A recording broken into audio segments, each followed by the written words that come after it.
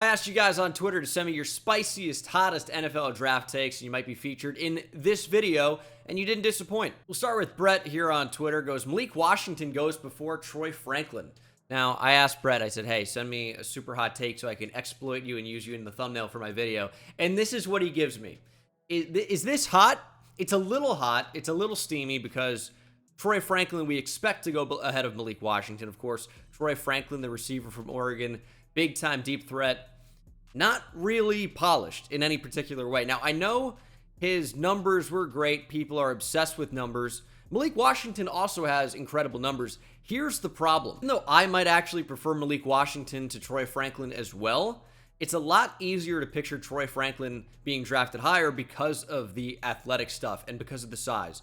Malik Washington's only a little bit over 5'8", 190 pounds, and while he is actually heavier than Troy Franklin, it's just a little bit easier to see Troy Franklin going higher because of the frame, and even though he actually has smaller hands than Malik Washington, I just think that if you look back and you see where a guy like Calvin Austin went in the draft, for example, or any one of these smaller slot exclusive receivers, they typically don't go up very high. Josh Downs, for example, was an awesome slot receiver prospect, 5'9", 170 pounds, goes at pick number 79. Calvin Austin, also a really solid slot receiver prospect, 5'8", 170, goes number 138 overall. And of course, all these things factored in. It's a different class. You can't compare these guys to Malik Washington. They're not the same player, but this is a really stacked receiver class as well. There are a lot of really good slot types down the board. I wonder if a team just prefers the skill set of Troy Franklin, which is size and speed. And now, I don't think he's ever going to be a great jump ball receiver, even with that size. He's got excellent downfield speed. He can really stretch out and space out a defense.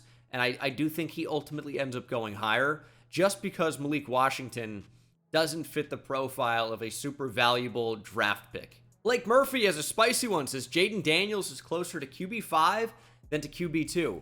But I actually don't think it's all that crazy when it comes to talking about these players as prospects. That's going to sound wild. It is what it is.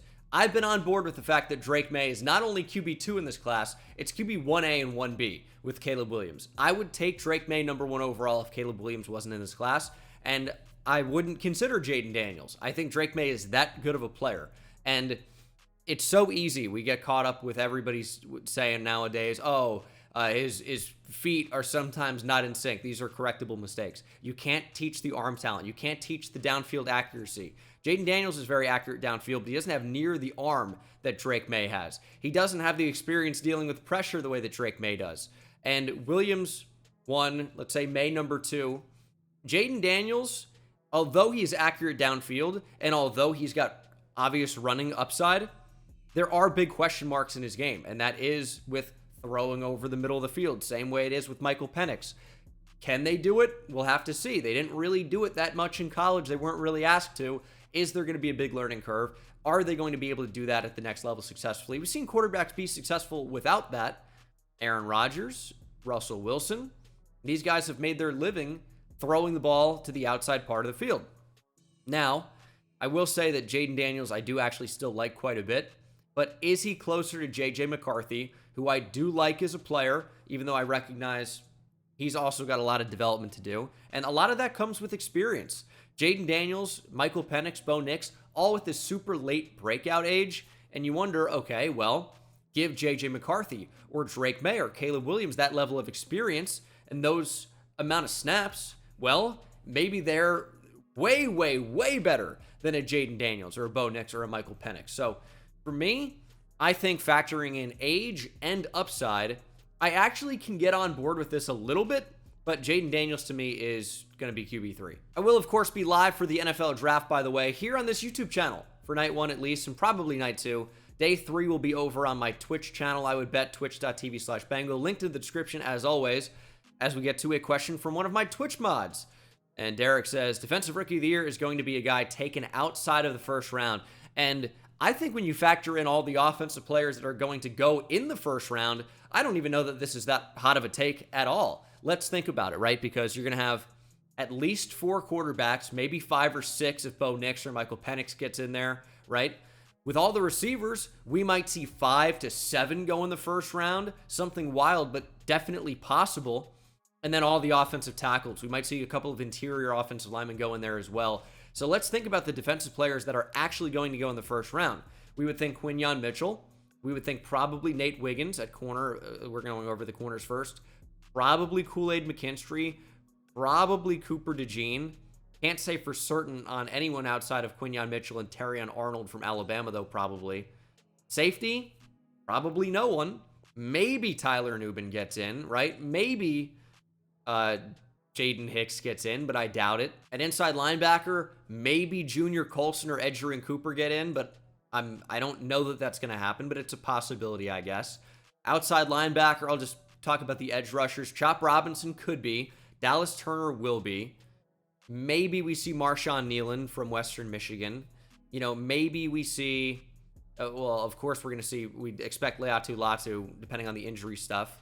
And I would also expect to see, who did I name? Turner, Chop Robinson, maybe Darius Robinson as well. And then Jared Verse we expect to go in the first round. And then, of course, at interior defensive line, maybe Chris Jenkins gets in, and we expect to see Byron Murphy and maybe Johnny Newton out of Illinois as well. There's a lot of maybes in there. There's not a lot of definite first-round picks on the defensive side of the ball this year. So I would say with just the sheer quantity and the sheer chance of guys that are going to go outside the first round that I think could be good, like some of those guys I mentioned, like a Junior Colson, like some of these pass rushers that could play a big impact, maybe Mo Kamara down the board out of Colorado State. Maybe you see a crazy breakout with, you know, the big-time upside of a Jalix Hunt, although I don't expect that to happen in year one. Maybe a Braden Fisk gets over the, you know, the arm length concerns, and he ends up going and winning Defensive Rookie of the Year. I do like your odds of this just because I don't think that many defensive players are going to go in round one. Maybe 10 out of 32, something in that neighborhood. And I guess speaking of that, Calvin says 20 of the 32 first-round picks will be either a receiver, quarterback, or offensive tackle. Well, let's actually think about this. Up NFL.com here. Let's look at the first-round picks. Caleb Williams, yes. Jaden Daniels, yes. Drake May, yes. J.J. McCarthy, I would definitely think so. Bo Nix, maybe. So that we'll say 4, but maybe 5. Penix, maybe. So 4, but could be 6. And then I don't expect anybody else. But 4 at the least, probably. 6 at the most. Wide receiver, Neighbors, yes. Harrison Jr., yes. Adunze, yes. I'd give you a yes on Brian Thomas Jr. So that's at least 4. I think Adonai Mitchell will. I'd push that up to 5. Ladd McConkey definitely could, so 5 and maybe 6. And then you might also see a Roman Wilson or a Ladd McConkey or an Xavier Worthy or a Xavier Legette or a Keon Coleman, right? There are possibilities for these guys. And I know somebody mocked Jalen Polk in the first round the other day. I'm a huge fan of Jalen Polk, although I think that's a little bit less likely. But let's call that, let's take a safe bet of 5 at the least and 7 or 8 at the most, which would be an NFL draft record if it gets all the way up to 7 or 8. But I'm going to write down 5 to 7 because I think it's likely one or the other with some of these guys, not all of them. Like if Ladd McConkey goes in the first round, maybe that pushes a Troy Franklin or a Roman Wilson out. If, you know, Xavier Worthy gets into the first round, and he does say Xavier Worthy, not Xavier, but if Xavier Worthy goes in the first round, maybe that pushes, you know, Ladd McConkey out, or maybe Legette doesn't get in. And then at offensive tackle, we have J.C. Latham's a yes, Joe Alt is a yes, Talisa Fuaga is a yes, Troy Fa'atanu is a yes, that's 4. Barton, I would say, is a yes, that's 5. Olu Fashanu is a yes, that's 6. I think Amarius Mims is also a yes, that's 7. And then you have Guyton, who's fringe, maybe. Jordan Morgan is a maybe. I would doubt Kieran Amagaji, but maybe somebody takes these guys on upside. Maybe Brandon Coleman, although I doubt it. Kingsley Suamataia, I could definitely see. Maybe even Roger Rosengarten as well at tackle. So let's say that's a safe 7, and maybe as many as 8 or 9. And safe 7 sounds crazy. Graham Barton, I'm counting as a tackle, by the way, because he played tackle at Duke. But maybe that's interior offensive lineman. Maybe we don't count him. He's not going to be drafted as a tackle, so maybe that's cheating a little bit. But I'll still say 7 to 9. Maybe I'll say 6 to 9. Nice. And that means Jordan Morgan's also cheating a little bit because he's likely going to be drafted as a guard. So I think with QB 4, wide receiver 5, offensive tackle 6, that puts us at 15 at the minimum. Then with the at the max, QB 6, wide receiver 7, offensive tackle 9, which that's high. 9 offensive tackles are not going to go in the first round, but that would be 22. So I think it actually is possible. I don't think it ends up being quite as high as 20, but I'd give you maybe 17. Now, I wanted to call him David Foe here, but with the D, Foxy, I'm going to say maybe it's David Fox from Cover 1. It says, Adonai Mitchell, Texas receiver, transfer from Georgia, should not be in consideration for the first 2 days of drafting, which, of course, I didn't realize this guy actually covers football. So sometimes, you know, the younger audiences, maybe they think first 2 days equals first 2 rounds. I just wanted to clarify here, meaning you wouldn't consider him until the 4th round at the earliest, to which he responds, correct. So does not think Adonai Mitchell should be one of the first 64 picks in the NFL draft. And this is an interesting one. Now, I would say should not be in consideration is harsh, because we know the way NFL teams draft. They draft on traits. And if you look at Adonai Mitchell, traits-wise, he's about as good as anybody in the draft. Came to the combine, 6'2", over 200 pounds,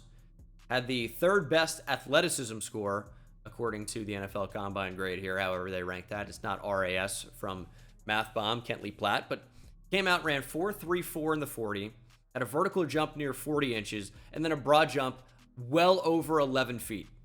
This is wild. And then you factor in the highest highs on tape, and okay, Adonai Mitchell's actually a very good route runner for his size, and he's got pretty good ball skills. Doesn't offer a ton after the catch, but I think given the complete package, this would be a player you absolutely take a chance on, at least in the 2nd round.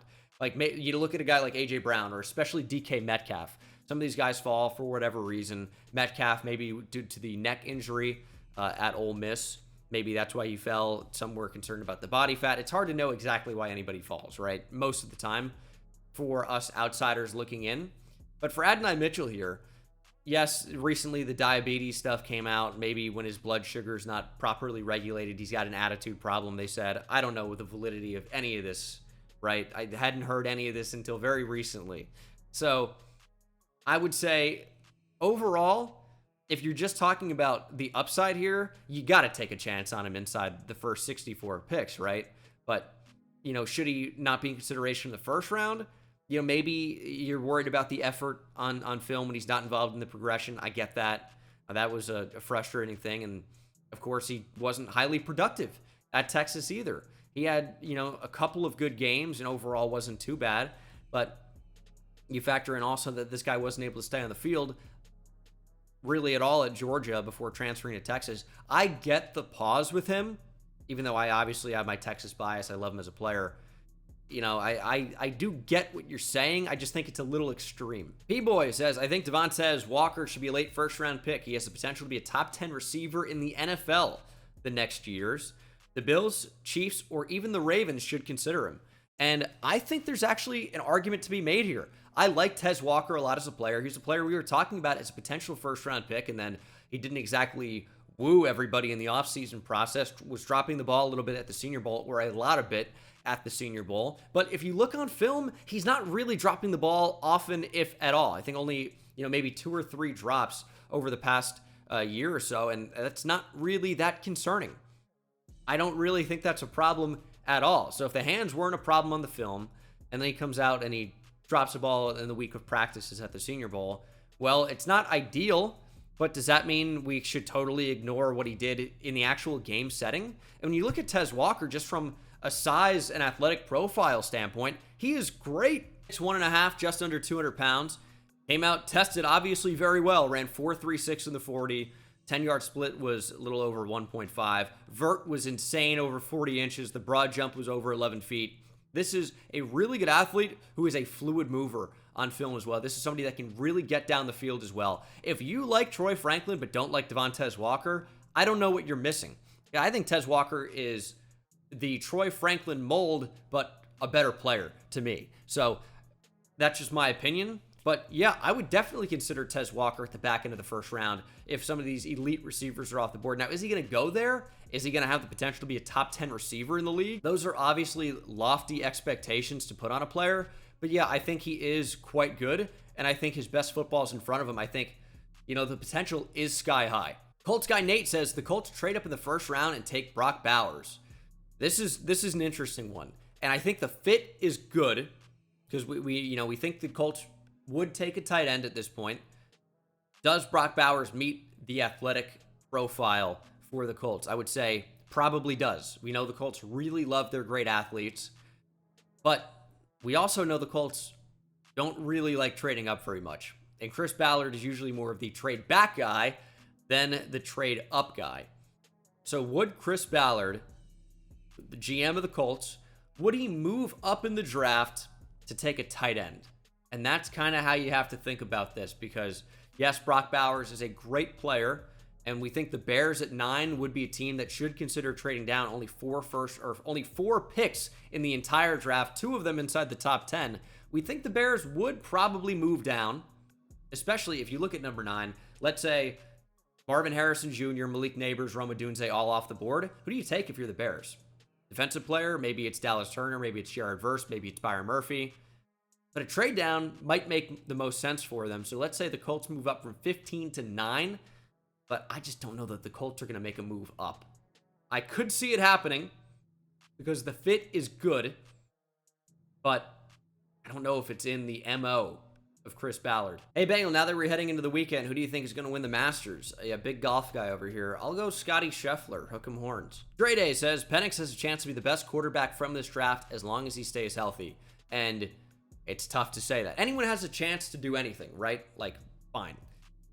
But even if you can say, okay, he's going to stay perfectly healthy, Penix is not a clean prospect at all.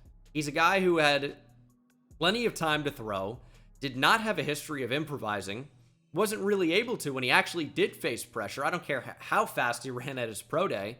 And then everyone wants to talk about this guy like he's some prolific deep passer. Well, I think part of that is he was playing with Rome Odunze, and he was playing with Jalen McMillan and Jalen Polk, and 2 draftable tight ends in this class, Devin Culp, Jack Westover.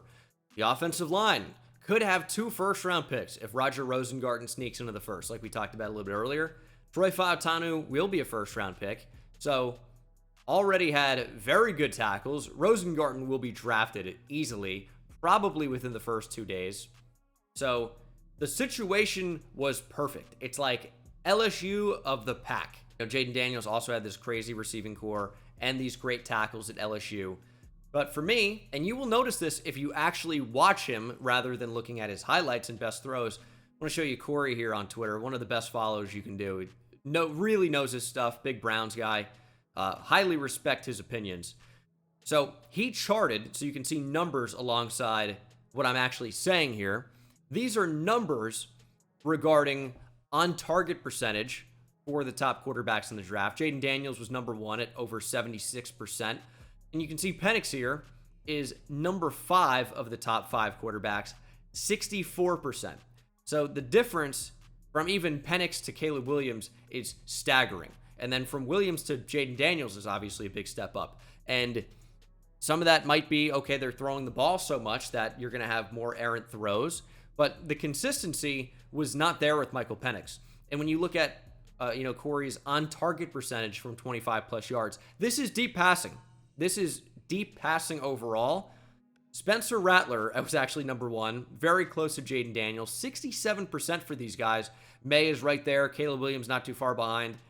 And Williams there, 63% down from 67 from Rattler and Daniels. Michael Penix is at 54%. Bo Nix in the same neighborhood. J.J. McCarthy way down. And some of that could be, okay, doesn't have all the opportunities, but this is a scary number, no question.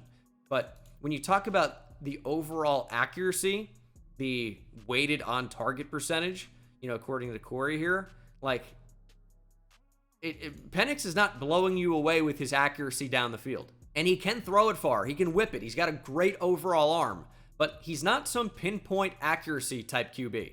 He's got a lot of development, but if he stays healthy, the tools are there. I guess I can see it just because the tools are quite good, but he's got a long way to go. Juan Valencia says Panthers are a receiver. Might want to spell check that one next time. And 1 or 2 linebackers away from being a playoff team. We already had a top 5 defense last year and kept our amazing defensive coordinator with the revamped offensive line and one more weapon for Bryce this season hopefully will be great. I think you're actually onto something here. Now, this is really believing in the new head coach, Dave Canales, that he really elevates Bryce Young the way we see Baker Mayfield have a great season last year with the Bucs. But the NFC South, even with the addition of Kirk Cousins, it's a bad division. It really is. It's a bad division. I could really see anyone taking it. And yes, the Panthers last season, they're a dumpster fire. I get that, right? But you make a good point. You keep the DC. You do lose Frankie Louvu and Jeremy Chin and Brian Burns. It's not going to be easy to replace those guys, no question. And Dante Jackson's gone now. But you brought in Deontay Johnson. When you look at their new group of offensive players, Deontay Johnson, Damian Lewis, Robert Hunt, it is a very improved group here, no question. How is Austin Corbett going to handle the move to center? We'll have to see. But this is certainly a lot better than what it was last year. And at number 33 in the draft, we still could see the Panthers improve with a receiver. That's a possibility. They brought in Jadeveon Clowney, DJ Wanham. Josie Jewell's a fine player. They brought in Kayvon Chason. I don't expect much out of him. A'Shawn Robinson's a solid rotational player. Derek Brown, obviously, they were able to extend long-term. Jordan Fuller and Dane Jackson could be contributors, right? This team's not actually all that bad.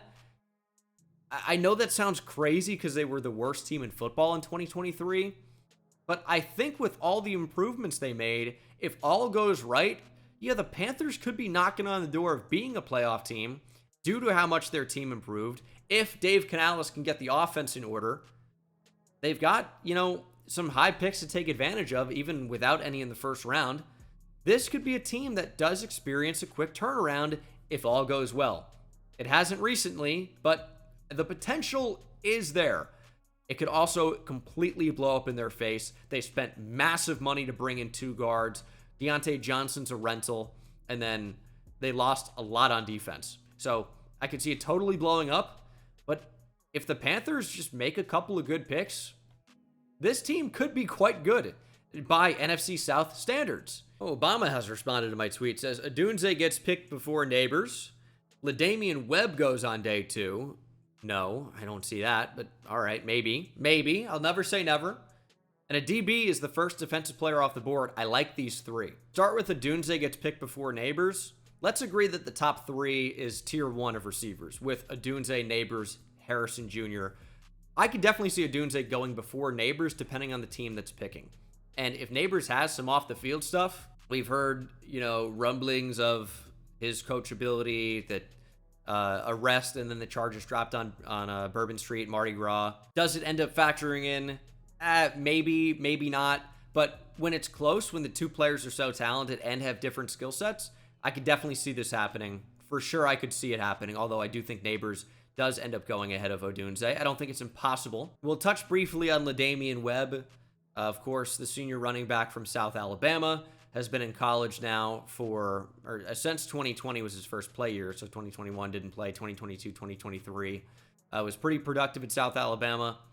I don't think he goes at all on a day 2 here because I don't know how many running backs, period, are going to go on day 2, and I don't think he'll be one of them. I think you're going to see Trey Benson, Jonathan Brooks, maybe Jalen Wright could be the 3, and then Audric Estime potentially in that mix, but I don't expect LaDamian Webb. And then a DB is the first defensive player off the board. If the Falcons are there at 8, and maybe they prefer Quinyon Mitchell to Dallas Turner or Jared Verse, Leatu Latu, I could absolutely see that as being like the first real curveball of the draft, is Quinyon Mitchell goes top 10, or maybe it even is Terrion Arnold. I could absolutely see that. I think that's a fun take. Matt Hartman is really trying to get in the video here. Byron Murphy, hook him, is the best defensive player in the class. Also says Jalen Polk and Michael Hall will go in the first round. Okay. So Byron Murphy being the best defensive player in the class, he's right up there, right? Because Johnny Newton is very, very good. He's right up there for best defensive player in the class. And you talk about the edge players. Verse, Latu, and Turner are all pretty close. Depends on what type of player you want. Latu's the most technically sound. Turner's the best athlete. Latu, of course, has the injury things. And then Verse is a really powerful guy that's still kind of learning to play defensive end. But very solid athlete as well. So it's really tough to go wrong. Murphy is right up there, which is what I would give you. And then a corner, you have Terry Arnold, of course, Quinyon Mitchell, and then Nate Wiggins kind of in that top group of corners probably. But yeah, I don't think it's crazy to say Byron Murphy's the best defensive player in the class. He's great against the run, and he offers pass rush upside as well. It's not insane to say that. Jalen Polk and Michael Hall will go in the first round. Now, this is where we might have some discord here because I like Jalen Polk a lot. I mentioned that. Jalen Polk, I don't think he's athletic enough to go in the first round. I think that's it. He's 6'1", 203, ran just over 4.5, 10-yard split at 1.52. Good vert, good broad jump. It's just not overwhelmingly crazy. You can see here was the 16th best athleticism score according to the combine. Now, I don't really care about all this because I like him a lot as a player. I think the ball skills are so great. The catch radius is so large. He's able to make some unbelievable plays on the football. He is a great, great player in my opinion. I think he's going to be a really good pro. A solid wide receiver 2 or 3 in an offense probably. But I don't think he goes in the first round. I think if he were a little bit twitchier, if he was a little bit more dynamic, maybe. But I think comfortably round 2, round 3. But I think you're getting a good player wherever you take him. I'm a big Jalen Polk guy. Although Mike Hall from Ohio State is an interesting one. He is a redshirt sophomore, 6'3", 290.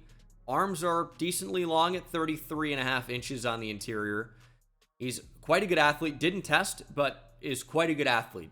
And he is arguably the best overall pass rushing interior defensive lineman in this class. I would lean towards Johnny Newton, but Michael Hall Jr. is in the conversation at least. And NFL teams are looking more and more for interior defensive linemen that can get into the backfield and make plays as a pass rusher. Those are the guys that get the big money. And Mike Hall can do that. Like, this is a guy who is a very good athlete, very good pass rusher of this defensive tackle class. Yeah, if someone needs a penetrating 3 tech that badly, maybe he could go inside the top 50 or so, maybe even higher than that. First round's a bit rich, but I mean, the upside as a pass rusher is very good. Maybe he's a big surprise. Like, would you have said Cole Strange goes in the first round a couple of years ago, the guard that the Patriots took? Yeah, nobody would have said that. Maybe Bill Belichick, right? That feels like it's it. But, you never know. The upside's good with him, and he plays a valuable position, interior defensive line. Very valuable nowadays. And then we'll finish things off with Big E. Houston says, Andrew Phillips is going to be the best slot corner in the NFL by the end of his rookie year. And then Levi said, nope, Brian Branch exists. Sorry.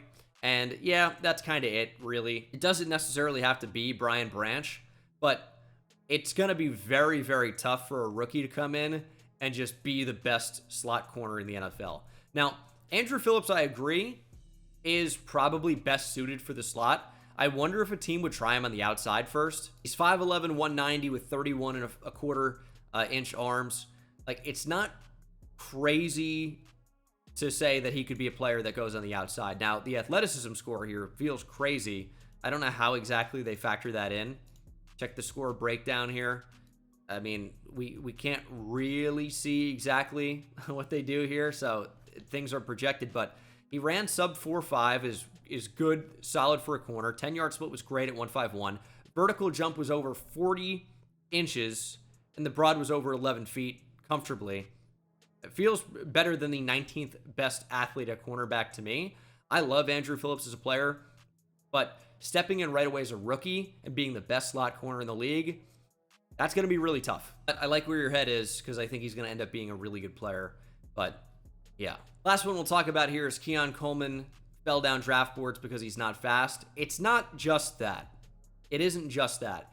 Keon Coleman kind of fell down draft boards because he didn't really continue to break out like crazy. If you look at the first, several weeks of the season, he was, dominating. Like, putting up crazy numbers, even though he was held to nothing against Boston College.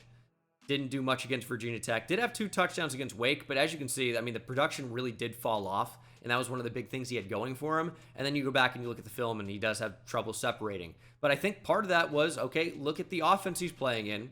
Is he in the most advantageous position to create a ton of space? I think depending on the fit in the NFL, he could definitely be more productive. The big problem with Keon Coleman is What is the route tree going to look like? Can he separate at an elite level? He can't really separate at an elite level at all, but can he get up to a good level for his height and his size overall at 6'4", 215? I think the answer to that actually is yes. So I think obviously it doesn't help when he doesn't test crazy well, runs like 4.6 or whatever. That definitely doesn't help, but he tested well in the gauntlet drill at the fastest GPS time of anybody there, of the receivers doing that drill. And I would say that like teams are just maybe more scared of the guy that can't separate as opposed to the guy that can. He's got a great skill set, great jump ball receiver, but how high do you take that guy if you're worried about maybe him turning into N'Keal Harry, for example? But it's just, can he separate? That's the big question. That's why he fell. Not just because he's not fast, but is he going to be able to get open in the NFL? That's going to be the big question. And that's going to do it for this video. NFL Draft Hot Takes. Leave yours down in the comments section below, and I'll see you hopefully live for the draft Thursday night, the 25th of April here on this channel, youtube.com/Bengal.